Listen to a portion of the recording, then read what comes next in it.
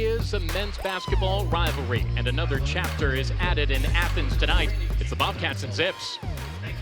Hello from the Convo. He's Rob Cornelius. I'm Russ Eisenstein. Yes, Ohio's primary rival is Miami. Akron's number one rival is Kent State. But in a league like this, you could have multiple rivalries, and this most certainly is one because these two teams have played some big-time games over the years. Well, they share some great high-seeded games in the MAC tournament, some great regular season games. Shared a head coach over the last 20 years. Akron's certainly in the discussion as the top team or two or three in this league, absolutely. Now, interesting week for Akron. They lost to Toledo on Tuesday, and then they beat Kent State to sweep the season series from the Golden Flashes. Picked to win the league. They're number one in the league right now. Yeah, and Ohio grabbed both games from Kent, too. First time they've done that in more than a decade. Akron 5-2 in the league in their last 7. Lost that Sun Belt game excursion with James Madison, but big picture, they're on a roll. Their team won in this league for a reason. As for Ohio, yes, two different sorts of wins last week. Slow scoring, low scoring, athletic, physical game, and a win over Kent State, and then just blasting the Cardinal and Black of Northern Illinois into DeKalb on Saturday. Yeah, Ohio got it done out there, stopped them. They got some new players back, some guys healthy. Didn't matter. Ohio ran them out of that building. Players to watch, potentially the player of the year in the league for Akron, and two guys playing their final 2 home games for Ohio. Yeah.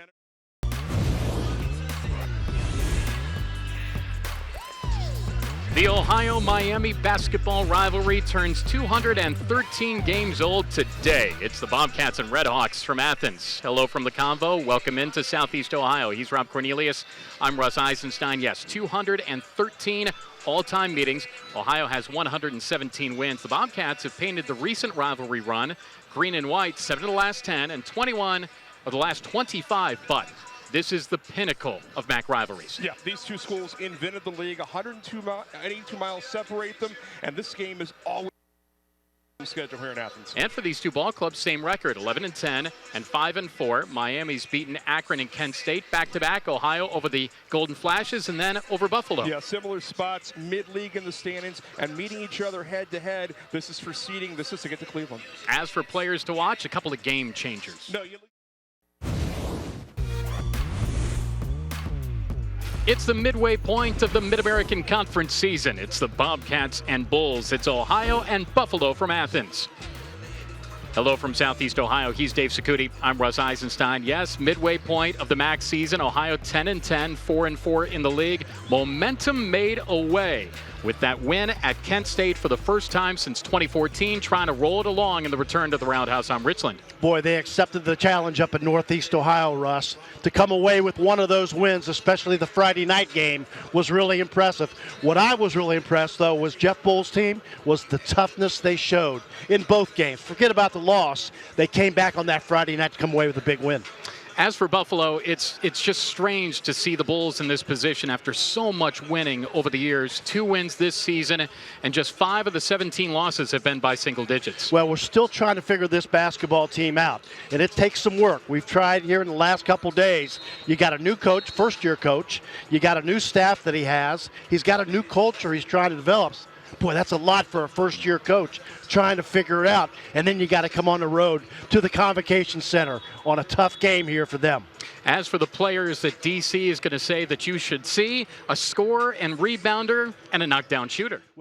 Rob Cornelius, I'm Russ Eisenstein. We hope to add some color and light to your life through basketball infotainment today from the Convo. We start with Ohio. The Bobcats 5-3 on the year, lost to Youngstown State on Wednesday night. Yeah, tough one over there. Again, gave up some pace, gave up a ton of rebounds for Ohio. You got to get stronger on the glass today. As for the Herd, head coach Dan D'Antoni, after their loss to Miami last Saturday, said that they're not a really good basketball team right now. They lost on Wednesday night to fall to 2-6, fell to Duquesne. Yeah, he really wasn't happy with this team, and they just don't play very well together yet, and they're not hitting enough threes. As for players to watch, you've got a double-double machine for the Herd and Nate Martin, and for the Bobcats, a co-MAC Player of the Week, Elmore James. Yeah. Hi, everybody. Not the beautiful Bahamas, beautiful Appalachian, Ohio. He's Dave Cicutti. I'm Russ Eisenstein. Bobcats and Blue Hens.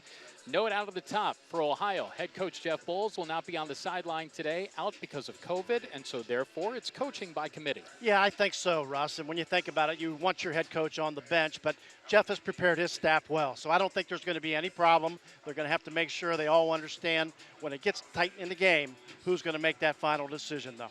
They weren't paired together in the Baha Mar Nassau Championship, but this was already scheduled. Ohio 4-2 on the year. 2-1 down there. Pretty good trip. Well, I think you learn a lot about your team when you go through those 3-game stretches. Number one is you prepare for March. That MAC tournament's going to be the same scenario, but more important, your players have to understand how to make adjustments, 3-game preparation as well. Those are things that your players learn a lot about. Delaware's 5-2, different trip, went 1-2 down in Nassau. Well, I really like the way this team plays. I think Martin Inglesby has really performed in terms of getting a roster that's made up of a lot of transfers, but he's got some veteran players as well, Russ. Yeah, players to see from D.C., Sharif Mitchell for Ohio, Jair Davis for the Blue Hens. Well, it's a MAC Horizon League showdown on this Sunsplash Saturday in Southeast Ohio. It's the Bobcats and Titans. It's Ohio and Detroit Mercy. Hi, everybody. He's Dave Sacuti. I'm Russ Eisenstein. Welcome inside the Convocation Center. We start with Ohio. Bobcats are 1-1 on the year. A very nice win over Troy. Hard-fought, close loss 7 days ago at Cleveland State. Well, anytime you go on the road, you can expect different things to happen. I think the Bobcats struggle a little bit, obviously, from the free throw line. Rebounding is always going to be a factor this season. But more importantly, I think Jeff Bowles learned something about this basketball team.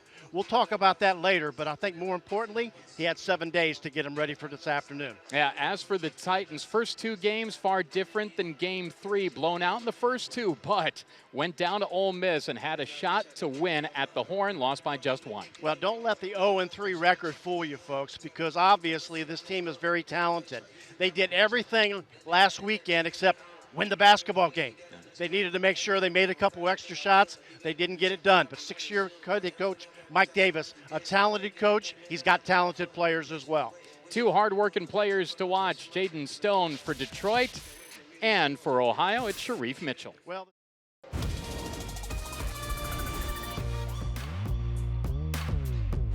Game 2 of Mid-American Conference play for 2 teams trying to turn things around. It's the Cats and the Dogs. It's the Bobcats and Huskies, Ohio and Northern Illinois from Athens. Hi again, everybody. He's Dave Sacuti.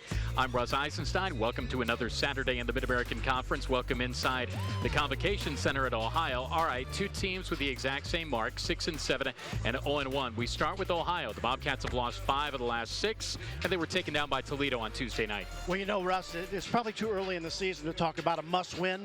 But I think if you're Coach Jeff Bowles, he is trying to figure out how this team can find a way.